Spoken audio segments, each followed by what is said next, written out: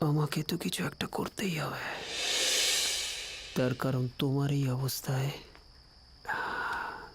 আমি তো তোমাকে একা ফেলে রেখে চলে যেতে পারি না। তবে তোমাকে আমার জন্য একটা ছোট্ট কাজ করতে হবে। কি করতে হবে বলো? সেরকম কোনো কঠিন কাজ না, শুধু তোমাকে আমার জন্য অ্যাবর্শন করতে হবে। রনি, আমরা তো বিয়ে করছি, তখন এটা দরকার কি?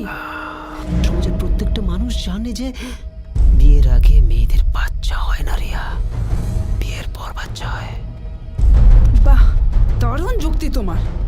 তাহলে সমাজকে, তোমার বাবাকে গিয়ে বোঝাও বিয়ের পরের কাজগুলো রিয়া, তুমি বিয়ের আগে করে বসেছো। রিয়া, রিয়া, রিয়া, শোনো রিয়া, রিয়া শোনো, আমাকে ছেড়ে যেও না রিয়া। রিয়া, আমি আপনার ছেলের সন্তানে মা হতে চলেছি, তাই তো আমি আপনার কাছে এসেছি। যখন মা হতে দৌড়েছিলে তখন আমায় জিজ্ঞেস করেছিলে, এত করে যখন বলছো তখন একটা কথা বলি। পাখি সবে বাসায় ডিম পেড়েছে, এখনো গুমটিতে আসেনি, ফাটিয়ে দাও,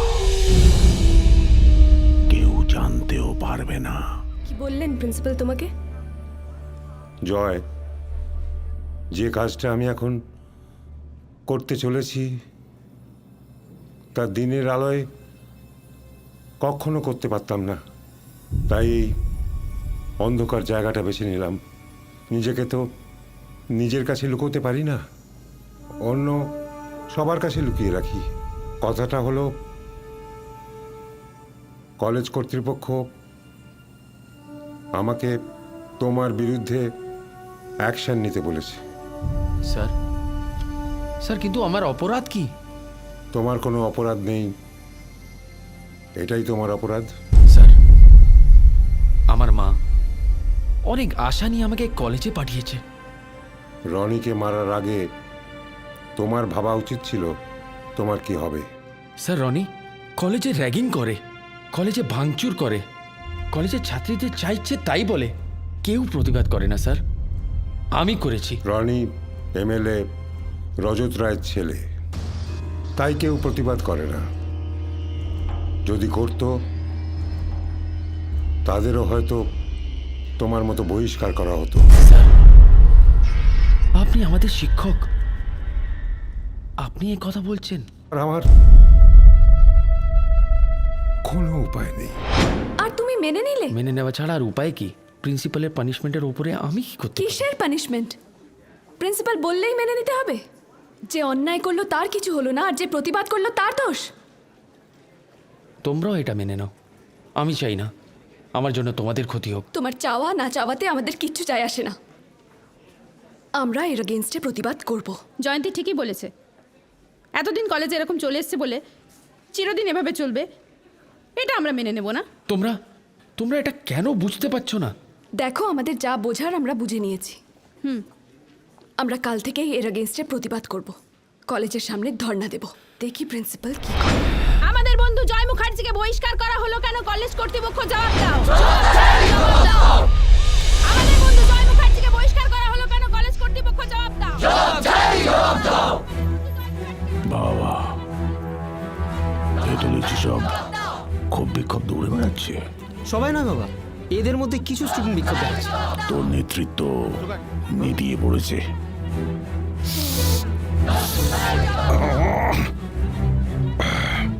তুই আমার ছেলে হবি, আগে জানলে স্টে অর্ডার আনতাম। বাড়ি যা, আমি দেখছি। আমাদের বন্ধু জয় মুখার্জিকে বহিষ্কার করা হলো কেন? কলেজ কর্তৃপক্ষ জবাব দাও।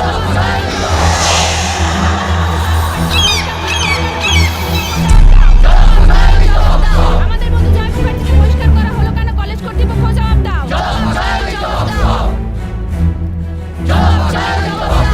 আমাদের বন্ধু জয় মুখার্জিকে বহিষ্কার করা হলো কেন? কলেজ কর্তৃপক্ষ জবাব দাও। আমাদের বন্ধু জয় মুখার্জিকে বহিষ্কার করা হলো কেন? কলেজ কর্তৃপক্ষ জবাব দাও।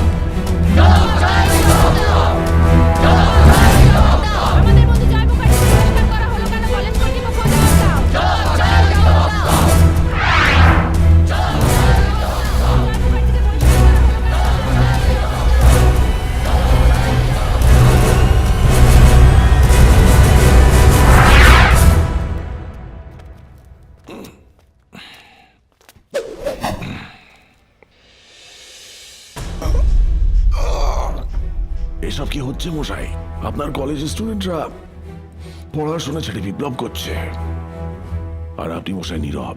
যা হচ্ছে সব তো নিজের চোখেই দেখে এলেন। আমি না হয় নীরব, আপনি তো সরব হতে পারতেন। দাঁড়ান দাঁড়ান, আপনি কি মশাই আমার সঙ্গে উপহাস করছেন?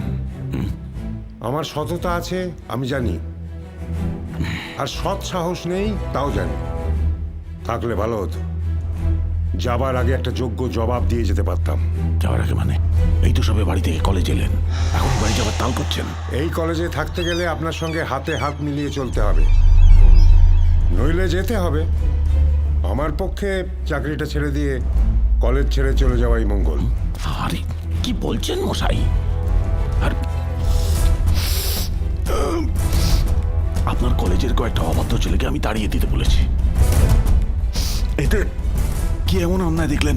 আমি যা দেখার দেখেছি, আর আপনিও দেখে এলেন। ছাত্র আন্দোলন যে কতটা ভয়ঙ্কর আপনার মতো রাজনৈতিক নেতাদের নিশ্চয়ই তা জানা আছে।